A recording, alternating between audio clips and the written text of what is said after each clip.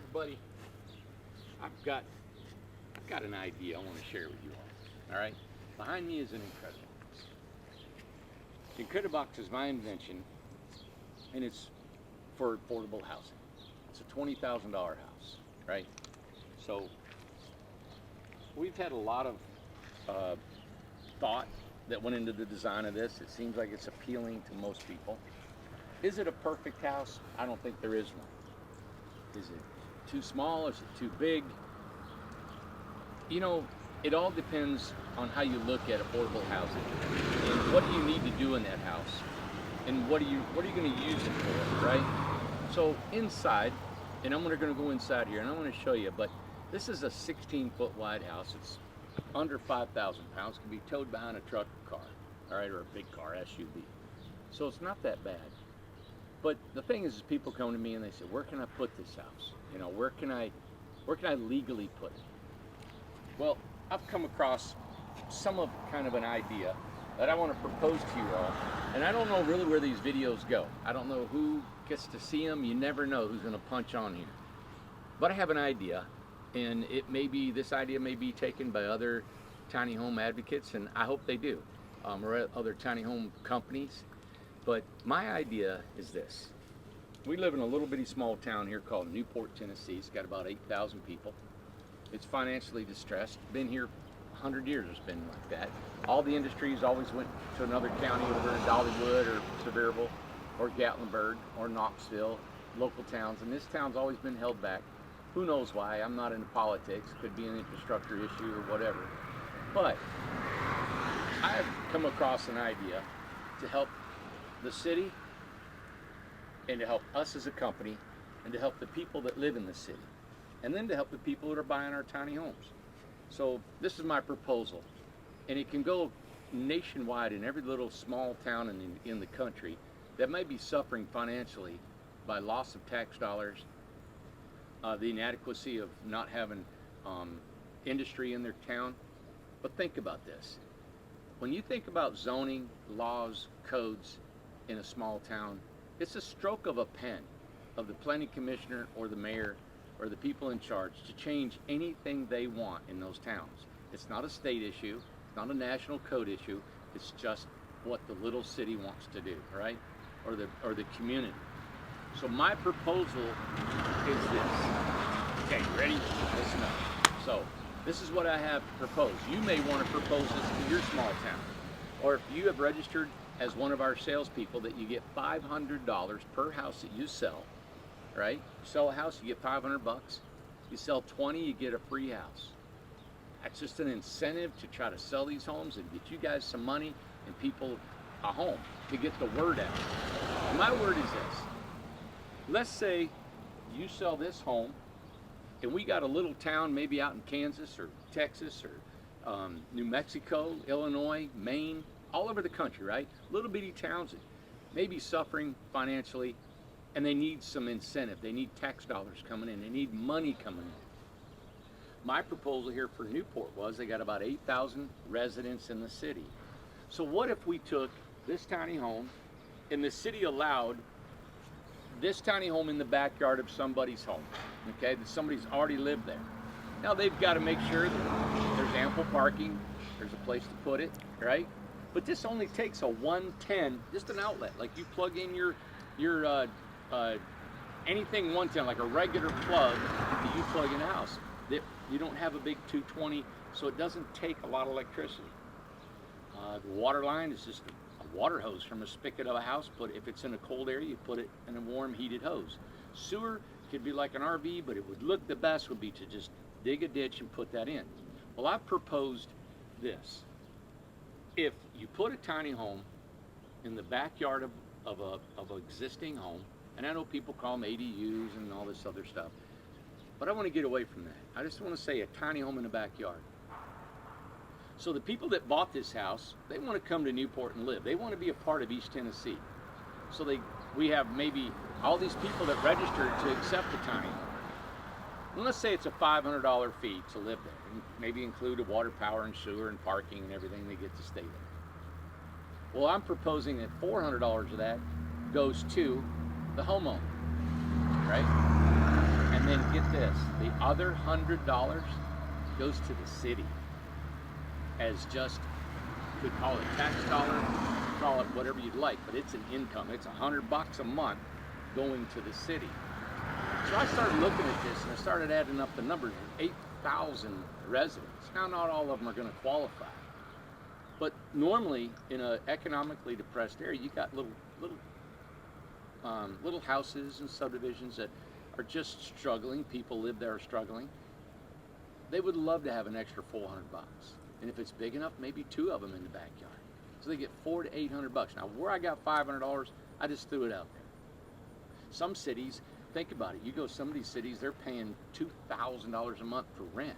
You buy one of these houses, put it in a small town, right? And if you're working online, you could have all your work there, have a place, save some money. You don't have to stay there forever. You can go to other small towns, or let's say you're in LA and you want to go out in the desert, surrounding cities. My son lived in LA and it was $2,000 a month rent. But if there's some smaller little towns that you can do this, I like the idea that if we had 1,000 homes just tucked in the backyard, and that's what, an eighth of the population or whatever it is in Newport. Newport would increase over $1 million a year in revenue off of that $100 a month. So nobody's thinking about this because the cities and the municipalities across the country don't like tiny homes. And you know why? Because they're scared of it. They're scared that they're going to bring the value of property down. They're scared that it's going to look trashy. They think the people that own these tiny homes are trashy, and it's going to make the place look bad. Well, I think we can pass ordinances, rules, not ordinances, but rules of saying, if this tiny home is going to go in the backyard of somebody's house, it's got to be painted. It's got to have pretty skirting, right? It's got to have a deck and some steps, and it's got to look presentable. Okay, done. So the people that want to buy a tiny home and they want to live here in Newport, in the city limits of Newport, a cute little town, you can walk, right? Walk to the grocery store, maybe walk to the hospital, walk to the clinic. You can walk to a flower shop or a little restaurant. And that's little cities all over the country. So you pay some money. The people that live there get a small income per month. It would help them so much. Think about if you're retired and you own a nice little house and you put a little credit box in the backyard. And normally these are, single ladies that are over 55, 60 years old that are buying these. Doesn't have to be, could be a nice young couple or whoever. But they have to qualify. You can interview them. I'm willing to take all that on. And maybe even set up some sort of way of venting people out, who's good, who's bad, what houses are good to be, send in photos. This is such a cool idea, I think, because the city is going to make a lot of money. The people that own the homes are going to make an extra income. The people that live in the tiny homes are going to get a great place to stay with not hardly much of a rent. What's $500-600 compared to paying $15,000 to $18,000, $2,000? And you don't have to live there 6 months to a year, or if you like, stay there, right? And then we get to build some homes. So everybody, again, we used to call it a win-win-win. Now it's a win-win-win-win, right? There's 4 people making out. Now we've included the city limits of where this home is sitting. So I got excited about it, thinking about little bitty Newport can actually come up. Can you imagine generating over $1 million a year for every 1,000 homes they put in on their city limits? And it's not impacting the city whatsoever. You're in a backyard. These consume on average of 30 gallons a day, where a regular home can be 250 to 300 gallons of water a day. The sewer's not much, the hookups are not much. The people that are going to reside in these tiny homes, we're going to have a small service fee to put the infrastructure in. Dig a little ditch, put your sewer and water, and hook it up. I know this idea is going to be acclaimed with a ton of criticism. I've already presented it to our city here. I've got a couple meetings that I'm going to try to do, and if they see this, we'll see where it goes. But I'm the type that just throws it out there, throw it on the wall, see what sticks. And I think it's something that can be shared across the country. The biggest thing is people, I really do. I really think the whole thing is about money. It's all about money. It's all about some egos. It's about inspectors not wanting to do these. We got these inspected. They have their sticker that they've been engineered, tested. It's all safe. We were the first company in the state of Tennessee that had to be inspected before we could hook up to the electric grid. We've got homes all over the country from coast to coast, and not one house have we ever delivered had to have any sort of inspection, seal of approval before they had to hook up to the electric. Here they did. In the little bitty town of Newport County, is because we are the first ones in the state to be looked at and to be criticized and learned. The state has actually learned from us what we're going to do with this, because you can see how popular we became. So I'm proud of the fact that the state has looked at us as a forerunner in tiny homes, the zoning, or not the zoning, but the electrical hookup and what we're doing, right? They're trying to figure this thing out. And so I think we've been able to help the state and to get that straightened out. So if you take a home, look how pretty this is with the painting and the faux stone skirting, the wood, the flower boxes, and you got it in a backyard somewhere. Why is that not something that we all can't benefit from? A $20,000 house. You're not going to find a $20,000 house anywhere that's got a full bathroom. Tell you what, let's go in and I'm going to show you what this looks like. Now we've had the furniture and stuff in here. It's not all set up, but just you'll get an idea what this thing looks like.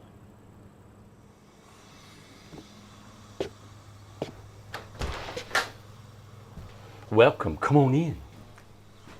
Hello. Isn't this something? So Yeah. we're inside this Incredibox, 8x16. Let's take a look.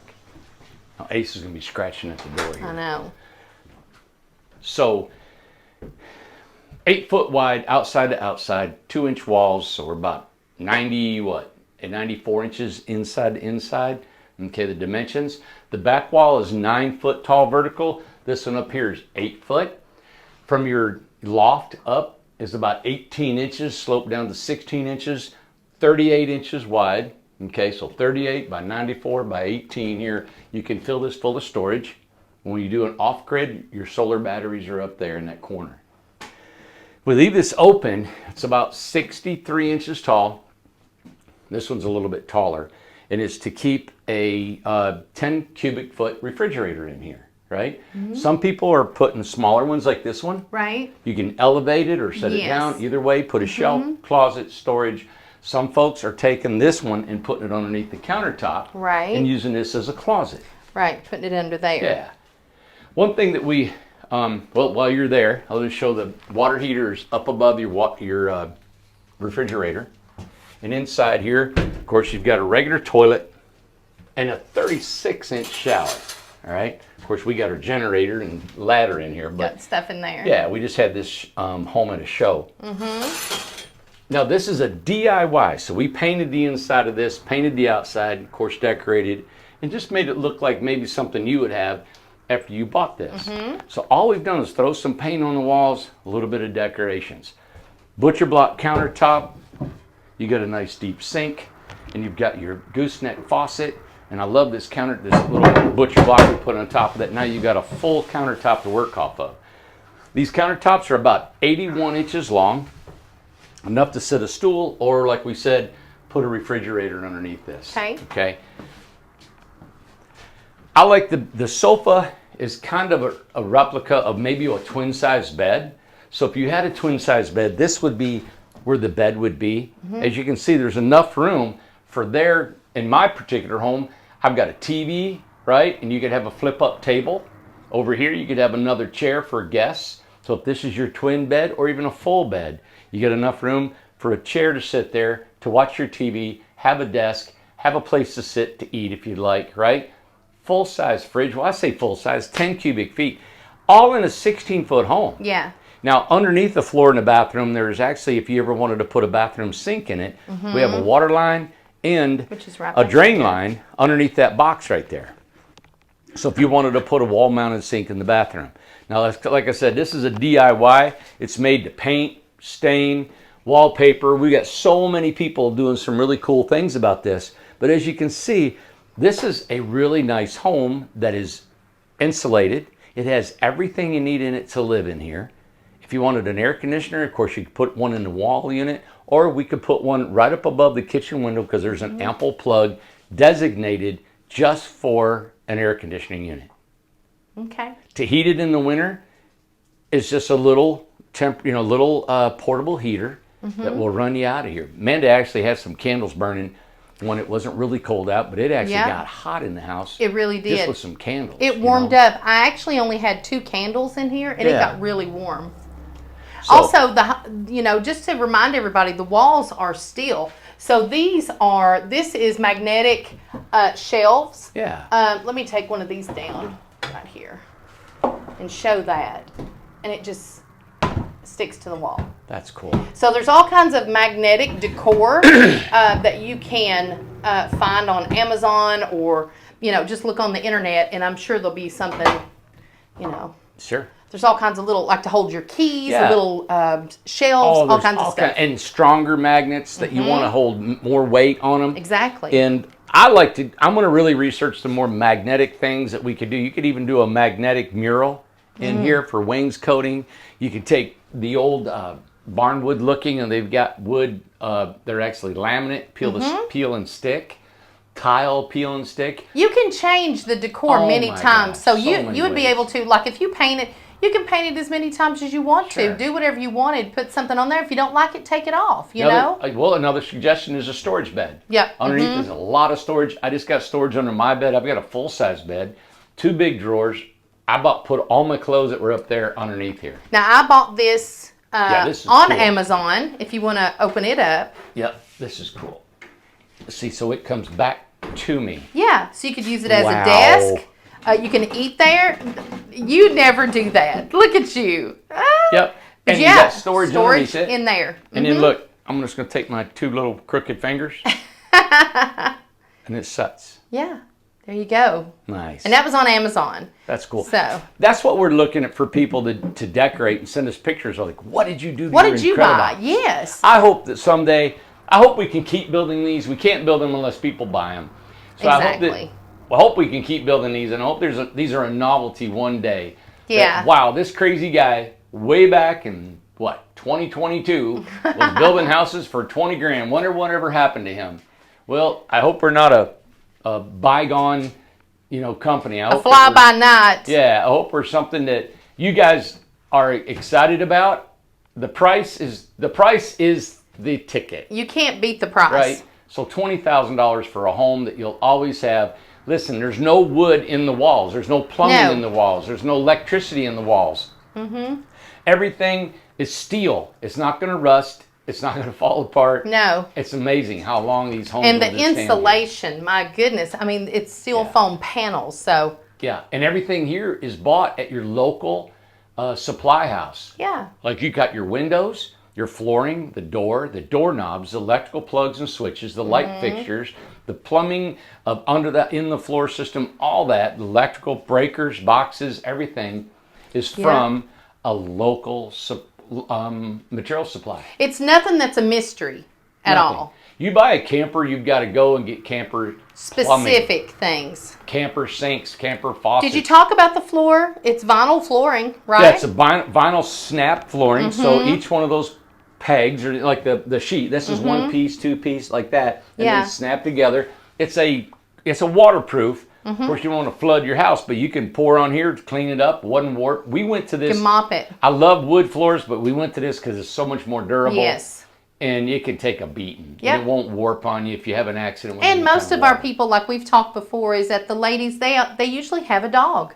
So you got to have something to where the dogs, can, come in here quite a bit with their nails and things like that. Exactly. So, beautiful. All right. Twin bed or double bed, chair, TV, desk, kitchen. Let me show you one thing on this kitchen. I want to brag about our kitchen cabinets. All right.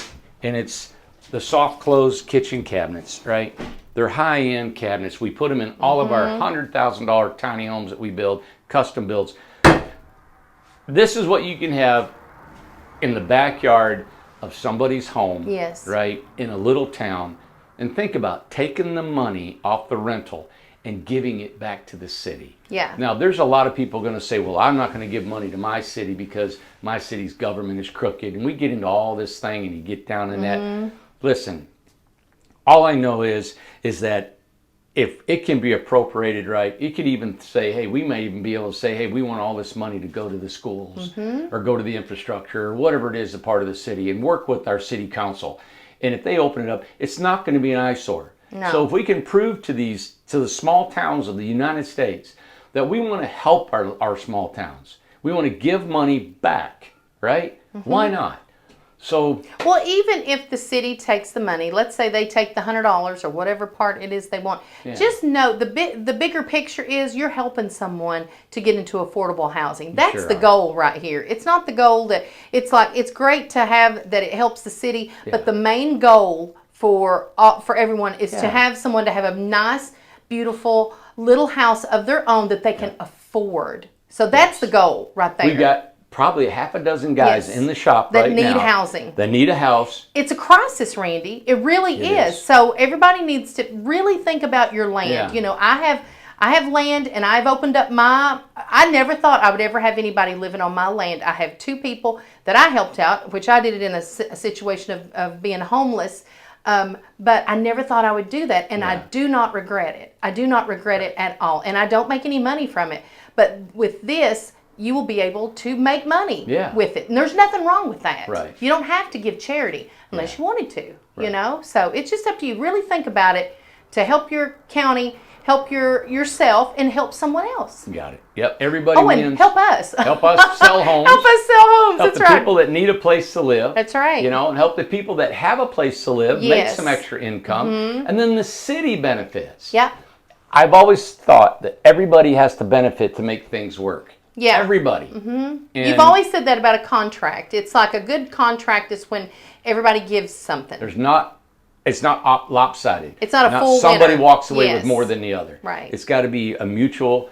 It's the way it should be. Yeah, mutual agreement. Everything works out good. All right. Take this idea if you would. Please think about it. Maybe share it with some people that you think could get it done. Share it with your county. Actually talk to the city. Talk to the city and stuff and see what they think about it. It could be a council. Sometimes you're going to need pictures, you need drawings, you need stuff. That's what the thing is that if we could bring these, and if you have a commission meeting, you have a planning meeting, and you need one of these homes for the planning commission to look at, we'll bring this house to you. Just let us know. Let us know. Yeah, just let us know. And also, all of our information, print off stuff from the website, from our YouTube, things like that. All the information, all of the pictures, all of the videos, everything we do, present that to them. Right. You know, so we do have the information for you. So. But I think we can sell these little guys. And listen, there's a place for your big $100,000 tiny homes that people are buying, and we're actually building them. We're building them too. Yeah. Love it. This is a whole different demographics, a whole different thing that helps, that helps people that need homes, and we're giving that in our company. So, all right, thank you. Quit talking. And let us know what you think of Randy's idea. Yeah. Yeah. Okay. Bye.